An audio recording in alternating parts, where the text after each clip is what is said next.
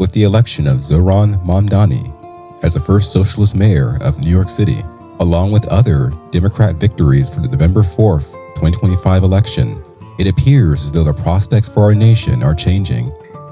The overall takeaway, strong night for Democrats with marquee wins in Virginia and New Jersey, a progressive victory in New York City, and a high-profile California redistricting measure passing. Some local legislative counts are still finalizing, but those top-line results set the early narrative heading into 2026. And with that, I ask, are we still in the timeline of the Golden Age? In the beginning of the year, at this point 9 months ago, I covered the topic of Trump inviting us to a Golden Age. The Golden Age of America begins right now. We're approaching the dawn of America's golden age. It's going to be a golden age for America. We have things that nobody else has. We have more natural resources. We have, number one, nobody knew that until I came along. I made us number one. We're number three. I made us number one in a very short period of time in drilling. And you know, you can talk about windmills. They litter our country. They're littered all over our country. And also described in his own way by the Secretary Scott Bessent as parallel prosperity. I think next year we're going to go back to what we had in President Trump's first term, which was very solid, high, non-inflationary growth. So we're going to see very strong job growth. And Jesse, I think we're going to have what I call parallel prosperity. Main Street can do well, Wall Street can do well. It's been a long time since Main Street's done well, and that's what happened in Trump 1.0. Hourly workers did better than supervisory workers. The bottom 50% of households had a net worth increase that was higher than the top 10%. So we are going to see Main Street surge here along with Wall Street, which we've already seen. So I think it's going to be a great year next year. I think inflation's going to come down. You know, we're seeing gasoline prices come down. We should see interest rates come down, which will help the housing market. I was tipped off by a supposed ex-military white hat about the coming of the Golden Age, even before Donald Trump's address was given. But now, looking back in retrospect, it appears that even the Biden White House tipped off the world to the Golden Age when Trump won the election November 7th, 2024. In a post on this date, Medea Greer states that the White House lights up in gold. The Golden Age of Trump begins now.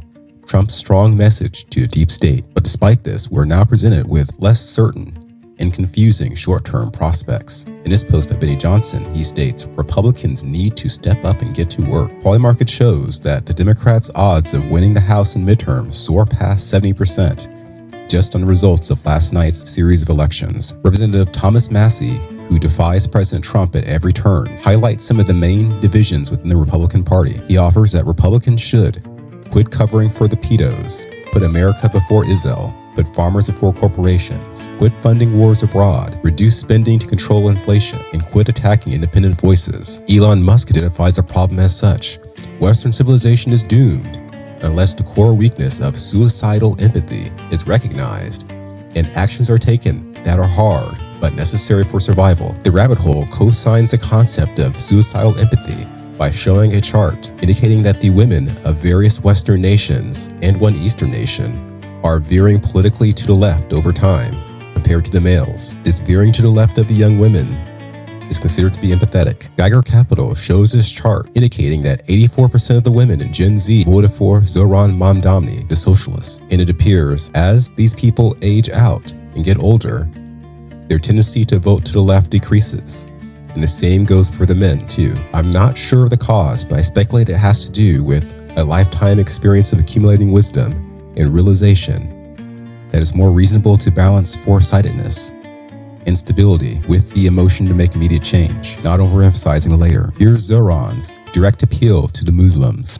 Where the more than 1 million Muslims know that they belong, not just in the 5 boroughs of this city, but in the halls of power. Ann Vandersteel takes a doomsayer approach, indicating Democrats sweeping nearly every election is a huge red flag that the Republican Party is on the verge of extinction. New York City would rather have a Muslim socialist than a crime-fighting Republican. VA voted for a deep state spy with 0 wins over a decorated military vet Republican. New Jersey picked a lying hypocrite who hid stock trades over a Trump-endorsed businessman Republican. Is that democracy at work, or have we officially reached the post-election phase of a republic? Mario Nawfal notes that Mamdani's mandate was actually a community 1.5 million New York City Muslims delivered the vote. He won the block vote. Muslim residents just flexed their political muscle harder than anyone realized. Now, I've told you in many videos presented in the past that per my own deductions and in direct communication with an alleged military white hat, that indeed the Donald Trump presidency is a military operation with a start in 2017 continuing on to the present day. It now appears that Candace Owens agrees with the notion but differs in belief, holding that the military-industrial complex is part and parcel of the deep state itself. And you got a pastor, from the military, 2 pastors from the military there. I'm telling you, Marissa, straight military. I then went to, obviously, the Daily Wire, and the president at the time of the Daily Wire was also a naval intelligence officer who decided to become a pastor. That was John Lewis. And I'm like, actually, in retrospect, what are the chances that we just have so many military people that are in media? How organic is this? Who's the biggest person on YouTube, right? I just got interested. I started asking questions like, are we in a military simulation? Mr. Beast, both of his parents high up in the military. Do you think he really was just getting trillions and gazillions of views because people wanted to see somebody count to 1 million? Or is that interesting, but also it might be relevant that his family's military, like high up in the military. Everywhere I looked, every time I was like, well, this person, I got interested even in Lila Rose, right? Catholic, does this whole, speaks about, and she's always been very lovely to me, speaks about the pro-life movement and converted to Catholicism and got a story there. I met her through Marissa, it's kind of the same people funding both. And it was kind of interesting. Like when I would see Lila kind of jump on the attacking the Christ is King or trying to rationalize why we shouldn't say Christ is King all the time. And she was like the lone Catholic that was doing that. And I then got super interested in her when she messaged me about Andrew Tate. And she had someone on her show that was Andrew Tate's, one of the accuser's lawyers. And I was like, this has nothing to do with the pro-life movement. What are you doing? I asked her and she's like, well, and that woman then attacked me and Tucker Carlson. I said, that's weird. Like, that's kind of random. You're supposed to be the pro-life person.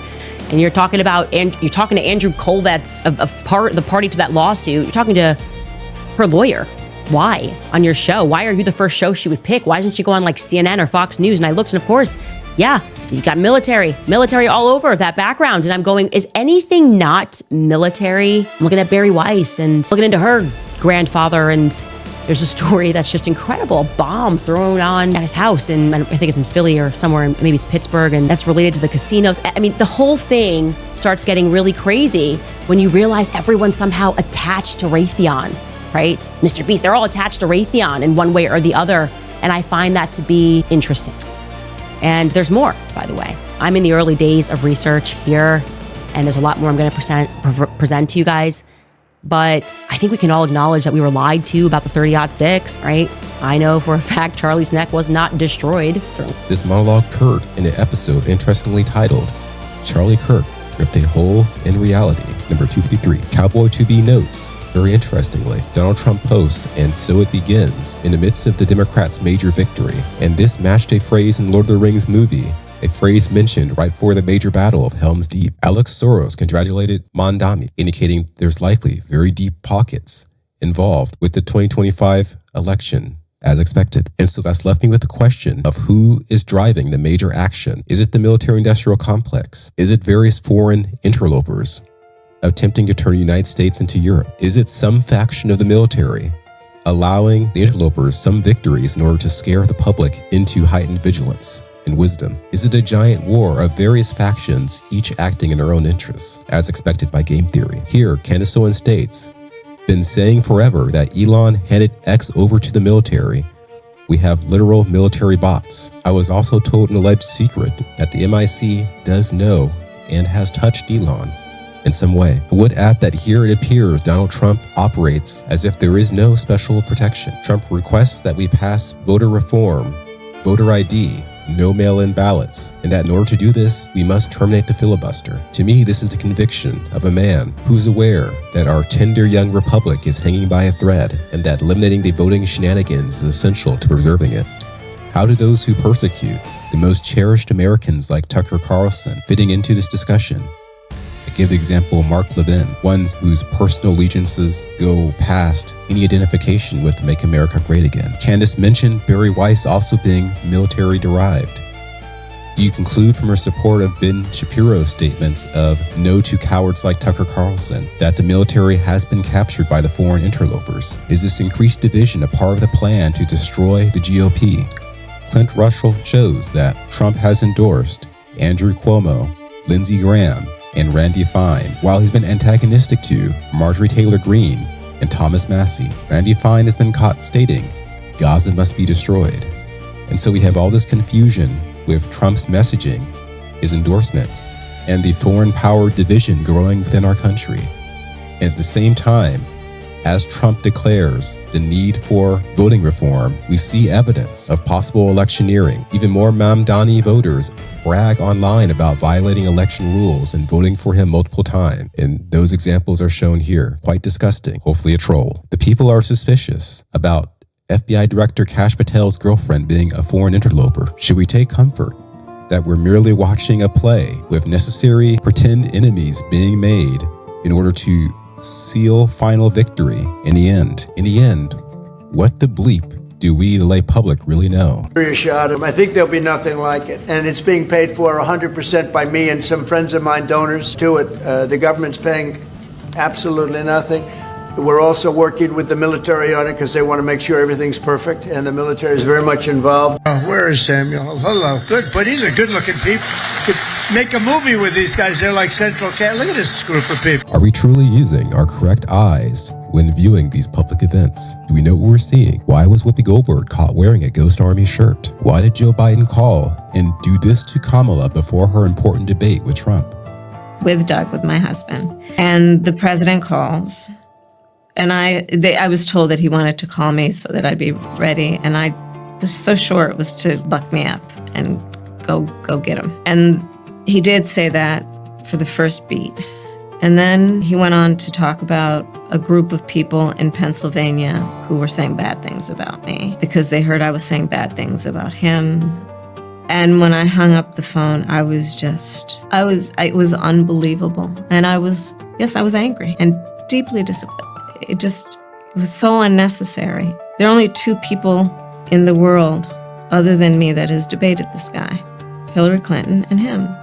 And you know what it's like. It's going into a debate with the stakes being that high and Trump hadn't agreed to another debate. The stakes were so high. So that's an example of what I mean. Do you remember Daddy Longlegs and what that entailed? We can choose to join a struggle to make sense of things, questioning if we're just random humans or if some humans are being specially directed to teach and inform. I had been told to take this type of stuff seriously. With the president himself participating in these theories, it appears there is something there, something to investigate. Hopefully, the American mind is not being commandeered by an evil MIC, but instead a good MIC in the age of disruption. The road to a better world, of course, will be bumpy, so stay vigilant, patriots. If you're up late with us on the West Coast, Donald Trump is on the verge of returning to the White House at this hour. What you are seeing is Donald Trump on the precipice of the greatest comeback in American political history. We've never seen anything like this.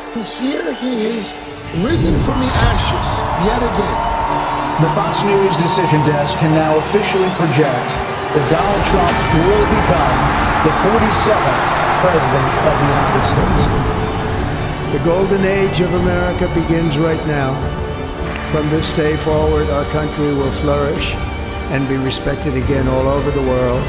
During every single day of the Trump administration, I will very simply put America first. What do you hope to accomplish in the next 3 years? Look, we have the greatest 9 months in the history of the presidency, so if I can keep that going, I'll be very happy.